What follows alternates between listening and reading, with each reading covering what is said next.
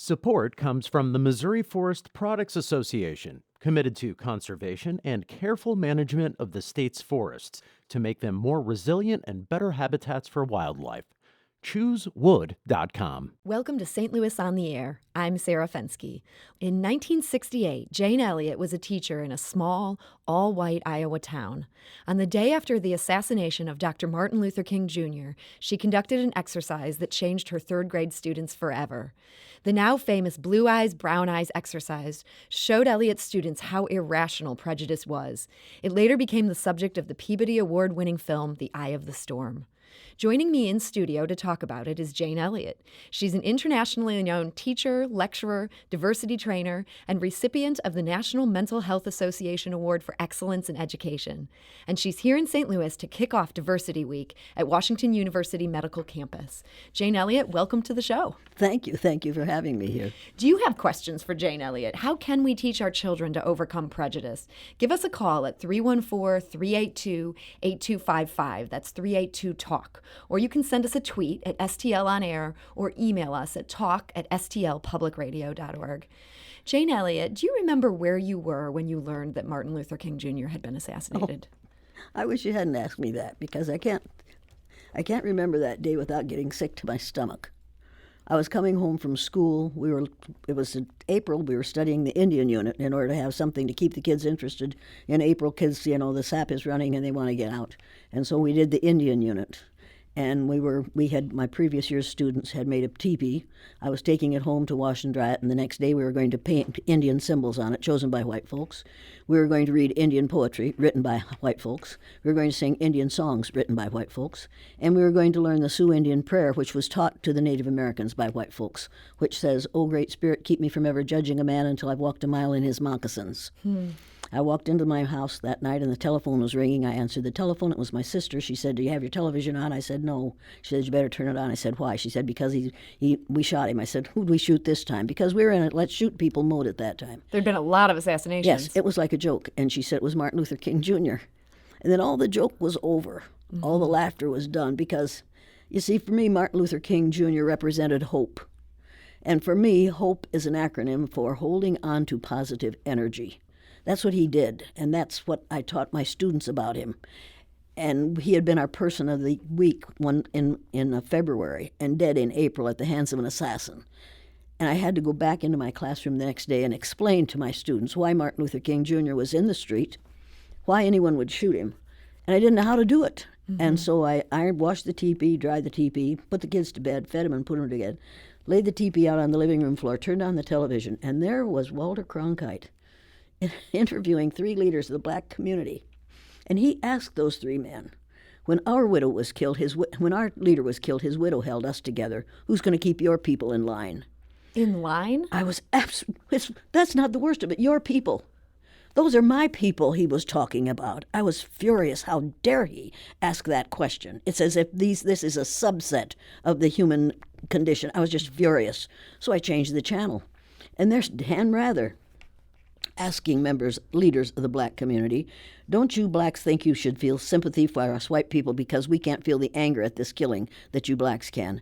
I was absolutely enraged. I rolled that teepee up, I threw it into the closet, I shut the door, and I decided at that moment that the next day, if my kids didn't understand what we were talking about when we talked about the killing of Martin Luther King Jr., that part of my students were going to go through the day as black children go through every day in this country for one day, and I was going to reverse the exercise on the following day, which was Monday, so they'd have the weekend to get over it. Mm-hmm. So I went into my classroom that day. Before I went to bed that night, I said the only prayer I ever say anymore. I said, "Oh, Lord, make me an instrument of thy peace." I said it over and over like a mantra. Within 5 minutes after I started that exercise the next day, I wish I hadn't prayed for that. I did not want to learn what I found out that day. I found out that I was a racist, that my students were acting the way they had seen white adults in their environment act, and that I didn't know what I was talking about. So give us an overview of this exercise. You separated the children into 2 groups. According to the color of their eyes, only the color of their eyes. Brown-eyed people were on top the first day, blue-eyed people were on the bottom. Blue-eyed and non-brown eyes were on the bottom. And you gave them collars to wear. That first year I put armbands on them. And I learned the lesson on that one rather quickly because one little boy immediately made his armband into something functional. He used it to hold his paper, his pencils. I sat there and I watched all these things happen in front of my very eyes, and I thought, oh my God, this is a microcosm of society that I have presented here. What have I done to these children? I watched the Lutheran minister's daughter, who was reading at the 6th grade level, become unable to read because she had blue eyes. I watched little boys who were dyslexic, brown-eyed dyslexic boys, who read on that day and had never read before because they had magic eyes. I found out how powerful racism is. I found out why we perpetuate, why we white people perpetuate. We need it because we are not more powerful. We are not more intelligent. We are not more than. But if we treat one another as if we are more than for a lifetime, then obviously, if you do it for 10 years, then 15, then 20, we begin to believe that nonsense, and it's a lie. I was shocked and amazed and frightened by what I learned. We've got audio from the award-winning film that chronicled the exercise. Let's give that a listen here. You think you know how that would feel to be judged by the color of your skin? Yeah. Do you think you do? No, I don't think you'd know how that felt unless you had been through it, would you? It might be interesting to judge people today by the color of their eyes. Would you like to try this? Yeah! Sounds like fun, doesn't it? Since I'm the teacher and I have blue eyes, I think maybe the blue-eyed people should be on top the first day. And up here? I mean, the blue-eyed people are the better people in this room. Oh, yes, they are. Blue-eyed people are smarter than brown-eyed people. That was a short clip from the 1970 documentary Eye of the Storm, which explored Jane Elliott's classroom exercise in discrimination. Jane, you sorted the kids into two groups. You told the blue-eyed kids they were on top, they were better. On that film we did, but originally we started with the brown-eyed people on top. The only reason we did the blue-eyed people on top that next year was because it was going to be filmed. Okay. But every time I do it with adults, and You I do start it with with the brown adults a eyes. lot, I start, and we don't reverse it with adults, because if you reverse it with adults, you've made it into a game. This is not a game. We have to know that racism is not a game. Tell us then what happened when you started telling the one group they were better than the other groups. They became better. They acted white. And now when I do it with adults, I say to the brown-eyed people, all you have to do is act white. And all the brown-eyed people, all the people of color in that group, and when I do it with adults, are brown-eyed. And they know what I mean when I say act white. They know exactly how white people behave. They become domineering, they become judgmental, they become arrogant, they become abusive, sometimes physically abusive, and certainly psychologically abusive. It was shocking in this film to see Yes. how quickly the kids turned on each other, just within a matter of hours Because of you telling them they were different. But they have been educated. internalized They've it. been educated in how to do that for their whole lives. White children know how to keep people down. It is part of our conditioning. It is part of what education is about in this country. Education in this country is not education. It is indoctrination. And we used to start at the age of 5 and indoctrinate students until they were 18 to produce good so-called American citizens. Now we start at the age of 3 because one of our presidents said, give me a child from the ages of 3 to 5 and he'll be mine for a lifetime. So if we start at the age of 3 with this conditioning, we can create children who are more bigoted from the beginning. Before you ever get them into the classroom, public school classroom, we can start the indoctrination. And part of what was just so fascinating in watching this experiment was, in addition to people feeling hurt and anger, their learning was actually affected. Let's give a listen to some of the audio from the film. I use Orton Gillingham phonics. We use the card pack. And the children, the brown-eyed children, were in the low class the first day, and it took them 5.5 minutes to get through the card pack. The second day, it took them 2.5 minutes. The only thing that had changed was the fact that now they were superior people. I thought we were going to get in the You went faster than I've ever had anyone go through the card pack. Why couldn't you get them yesterday? We had those collars on. You think the collars kept you? I just keep thinking about those collars. Oh. And I kept getting rolling around. Oh, and you couldn't think as well with the collars on. Are black children all day thinking about the color of their skin because the teacher has made it a mark of Cain? Do you think that is the case? They are thinking about that all day?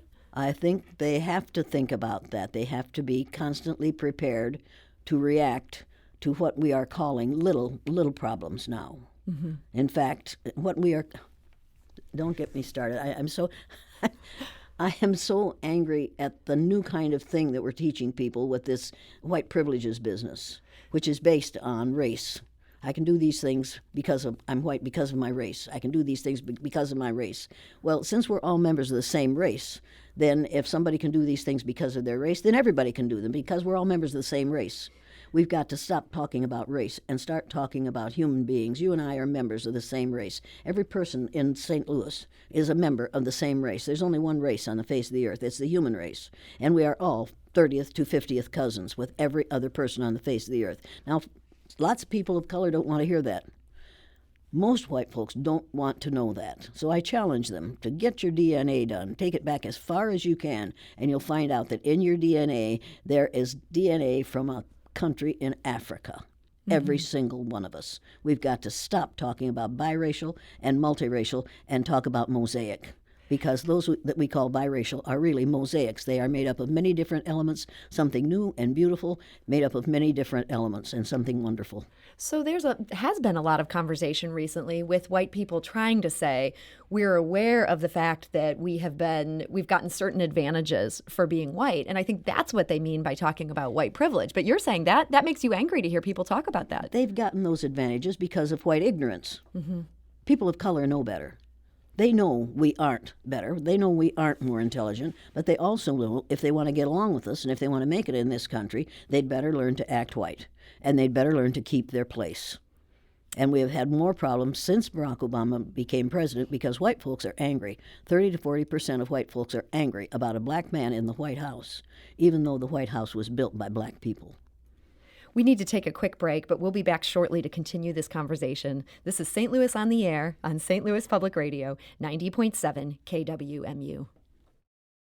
Support comes from Missouri Forest Products Association, committed to sustainable and sound conservation of the state's forests, which support more than 41,000 Missouri jobs, resulting in a $10 billion industry.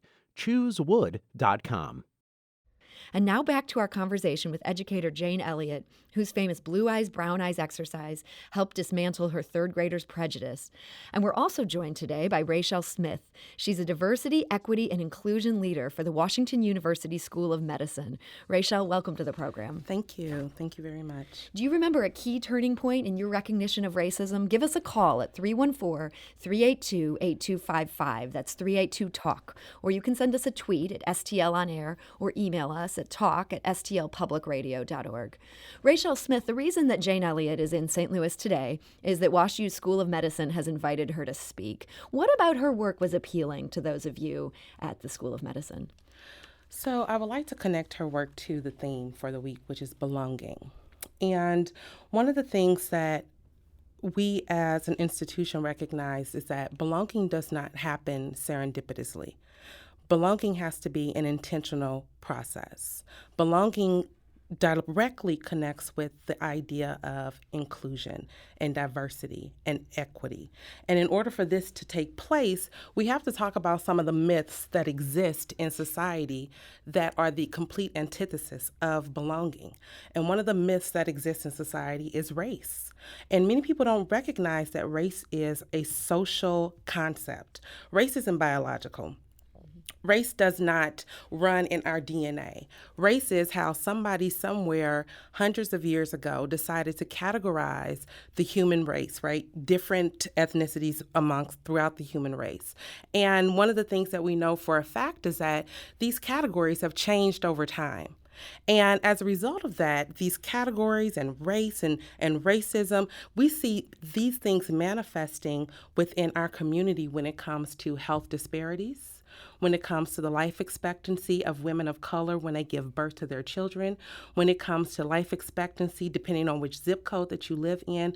Race is a conversation that no institution can run away from, especially when you're in the medical community. So it is our responsibility as Washington University School of Medicine to make sure that we bring in someone with the caliber of expertise as Jane Elliott to make sure that we are well aware of how race is impacting our work and what we need to do to mitigate its impact.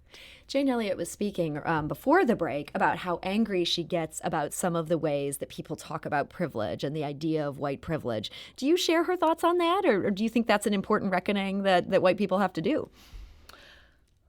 So, yeah, I agree with Jane in the fact that equity requires us to get away from privilege. We cannot have equity and privilege. They don't coexist, right? At the same time, we have to recognize that privilege does exist.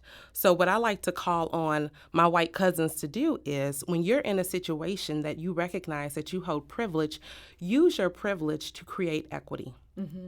Use your privilege to increase diversity. Use your privilege to increase social justice, right? And this is a process, and it takes time, and things have to be peeled away. Layers have to be peeled away. And I do believe that the goal is to live in a society where privilege is not a variable. And until we get there, what are you doing with the privilege that you have? Jane Elliott, more than 5 decades after your famous lesson, racism is still alive and well. Do you think we've made progress, or have things gotten even worse than what you saw in 1968? We were making progress in the 60s, 70s, 80s, even in the 90s. And then a black man in the White House made white folks, a whole lot of white folks, really, really angry, because that said plainly to everyone, a black man can get there and do it well. Now, if that's true, then maybe my white skin doesn't automatically make me superior.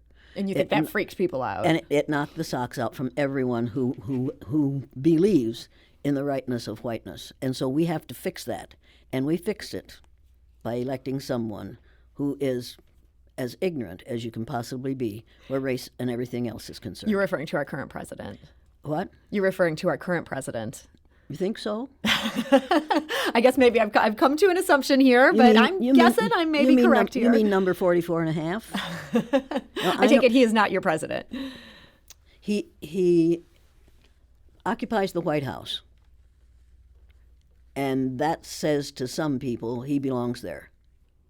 And he belongs there because he has the right color skin and the right gender. That is not how we should be choosing our leaders. We know now that that doesn't work. We've got to have, the level of racism in this country has increased drastically in the last 5 years.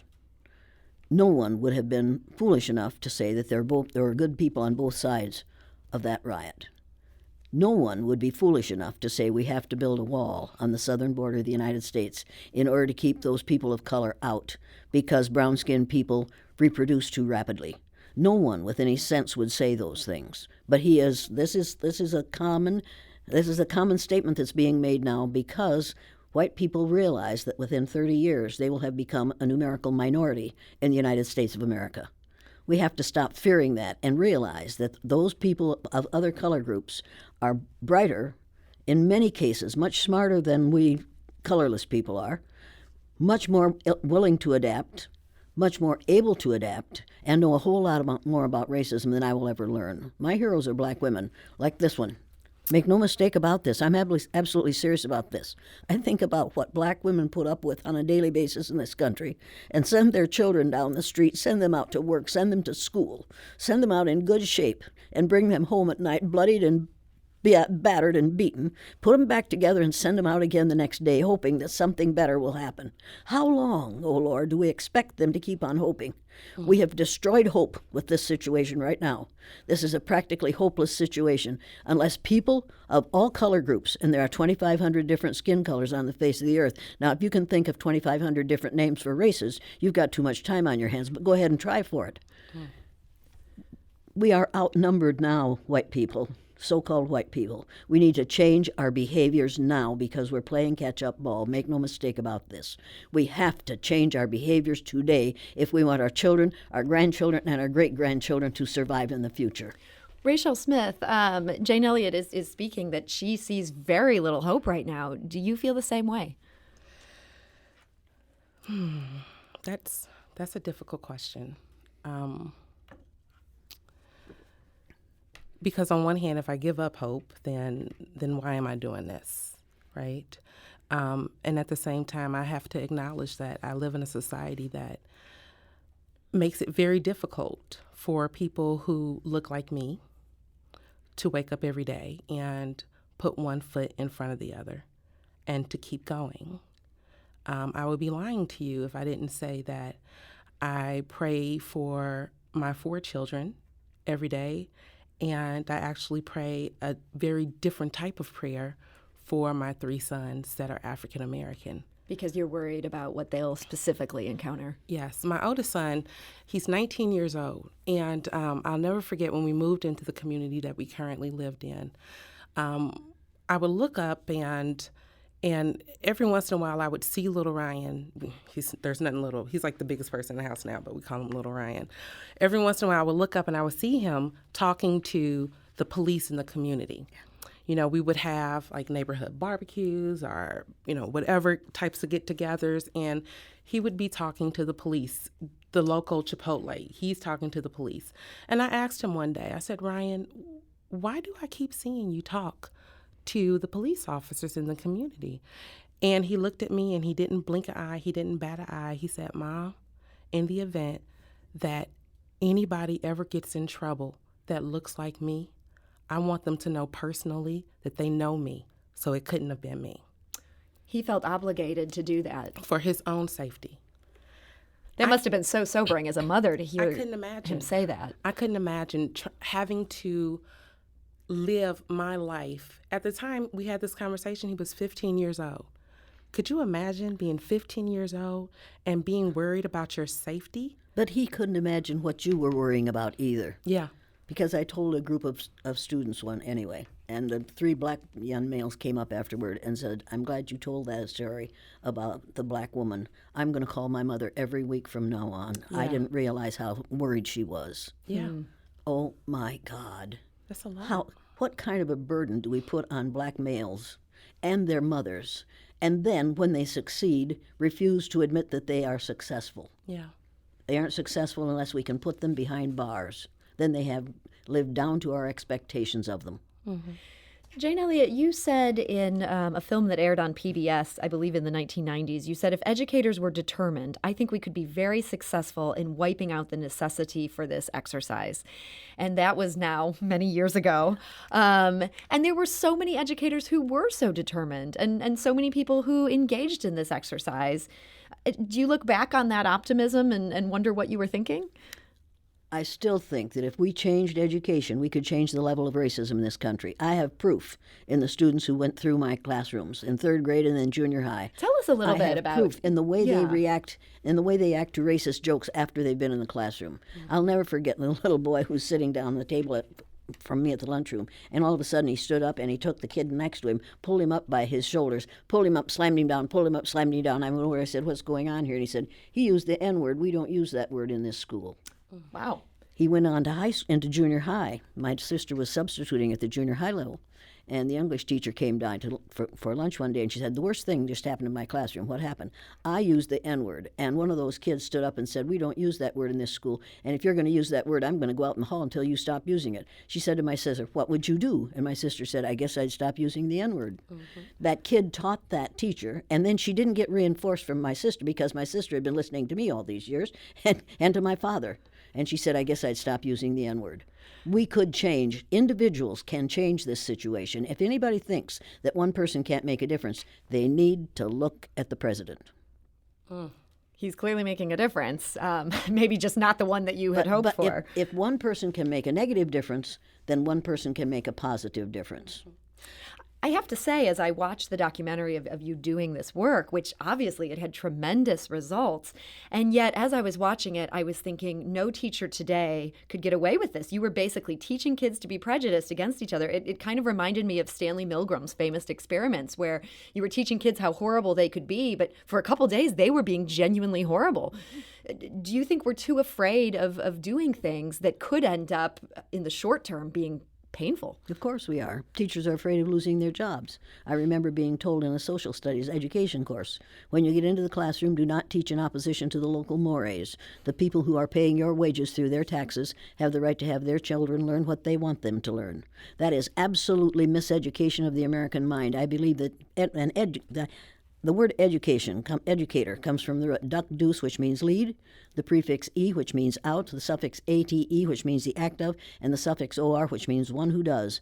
An educator is one who is engaged in the act of leading people out of ignorance. That is our job, and you cannot do that if you are allowing racism to be perpetuated in your classroom. There will be no racist statements made in any classroom in which I teach or on any college. And when I'm speaking on a college, there had best better be no racist statements made and when racist questions asked. Because by the time you get to be 18 to 22, you're old enough to know better. And if you don't know better, then I will educate you in front of a group of 500 to 1,500 students.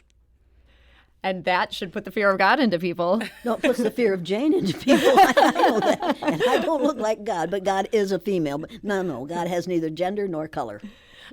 Jane, you also have done this exercise in institutional settings. I know at the Iowa Department of Corrections, for example. Do you think by the time people get to be as old as, say, I am, it's too late? If the prejudice is there, can it be stopped as easily, as clearly it could for these students? When you see the film A Class Divided, you see a young man who is an employee of the Iowa Department of Corrections. And after the exercise is over, he says, I had no power. I didn't realize what I am. I didn't realize how I looked. Several years after that, his daughter called me from the school at junior high, and she said, I want to talk to you because my dad went through that exercise. I said, is your dad Brother Roger? She said, yeah, my dad's Brother Roger. And she said, and he's right here right now. He wants to talk to you. So Brother Roger talked to me 5 to 10 years later. And how did he feel about it? And he said, I have never forgotten what I learned that day, and because of what I learned that day, I changed jobs. Mm-hmm. He said, I changed jobs because I could not work in an organization that allowed that kind of racism to persist. He said, I changed jobs. You know, what I've noticed in doing our work in diversity, equity, inclusion is that when people get exposed to this type of information, like the facts and the data, and they're still not willing to change their mind, it really just comes down to a point of fear. I'm afraid to acknowledge that everything that I've held dear and near to me for all these years is wrong. I'm afraid that how I've treated people is wrong, and I don't want to deal with the guilt of that. So it's much easier for me to have you to believe that you're wrong than it is for me to embrace this opportunity for growth. So you sort of have to entrench on your beliefs. Yeah. Here's what we have to do in the schools. We have to stop accenting and accentuating reading, writing, and arithmetic. And we have to teach the 3 R's of rights, respect, and responsibility. Yes. Every one of us is responsible for perpetuating this problem. Every one of us has the right to put a stop to it. Every one of us has the right to expect to be respected when we are being responsible in our behaviors. If we would teach children rights, respect, and responsibility, we would do away with racism, sexism, ageism, homophobia, and ethnocentrism. I honestly believe that because people must be held responsible for their behaviors and whether they refuse to respect the rights of others. Does that make sense to you? It makes perfect sense. And if we start it when they're 3, then we don't have to do these extreme exercises to teach people this. We can't wait until they're 3. We have to start prenatally. Okay. Because we start racism prenatally. A group of midwives asked me to come and talk to them in Los Angeles. I said, why would you ask me? I don't know anything more about the birthing process other than that I had 4 children in 5 years. We found out what was causing that, and then when we stopped having, but anyway. And so they said, no, we want you to talk to us about this. So I said, okay, I'll come in and talk to you about it. And come to find out, these are midwives who are midwives because they saw that women of color aren't being treated as well in the delivery room as white women are, and they said, we want to be where those children are being born so that they can be treated fairly, at least from birth. If not prenatally, at least from the moment they're born. Yeah. And Rachel Smith, is that part of what you hope will come out of tonight's talk? Yes, definitely. You know, just thinking about the mortality rate of women in birth, African American women die in birth 12 times higher than their white female counterparts. And until you read the book, The Color of Law, you won't understand that that is being promoted by the legal system in this country and by the government in this country. Segregation is not an accident, and it isn't all de facto. It's de jure. It is done by our legal system. You have to realize that. And people don't. They think it's, well, those black people want to live there because they want to be together. No, people of color want as good a place to live as so-called white people do, unless I'm very much mistaken. No, you're absolutely right. And I thank you for bringing that point up because because St. Louis, we have a history of segregation, right? Even today. And also a present of Yeah, segregation. exactly. Even today, we are voted one of the most segregated cities in the nation.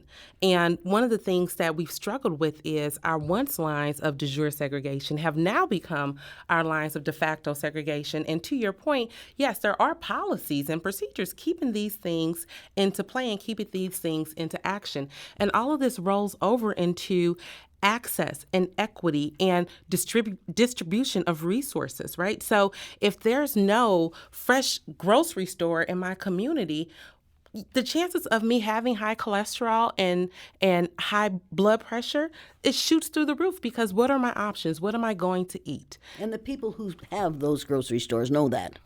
They know that. National T knows that. Kroger's knows that. They know all these facts, and they know that they could do better if they chose to. Yeah. My husband ran a store in the north end of Waterloo, Iowa for years. And then, because Anna Mae Weems and her group picketed the store, they moved the store over to the west side. The store went bust because there weren't enough customers to bother with. So that store went out of business. National T made a mistake. National T should have kept that store right where it was and respected its customers, Yes. the vast majority of whom were black. And on that note, unfortunately, we're out of time today, but I want to thank you both so much for joining us. Rachelle Smith, who's a diversity, equity, and inclusion leader for Washington University School of Medicine, thank you so much for being here. And Jane Elliott, thank you so much for being here as well. Thank you for having me. Jane Elliott is giving a free talk tonight on the anatomy of prejudice. Registration has closed, but you can stream the event via Facebook beginning at 6 p.m. Go to BJC Healthcare's Facebook page for more information on how to do that. This is St. Louis on the Air on St. Louis Public Radio, 90.7 KWMU.